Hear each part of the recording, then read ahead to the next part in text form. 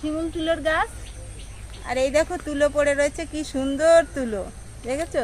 একেবারে শিমুল তুলো, এর মধ্যে আবার বিচিও আছে। এই দেখো ছোট্ট ছোট্ট বিচি, কি সুন্দর সাজানো, দেখেছো? স্তরে স্তরে।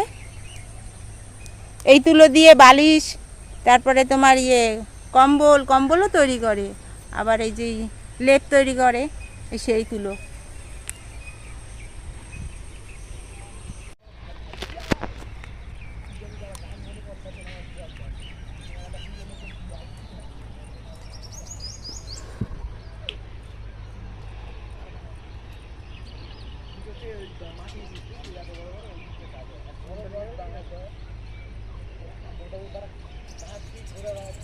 এই দেখো কি সুন্দর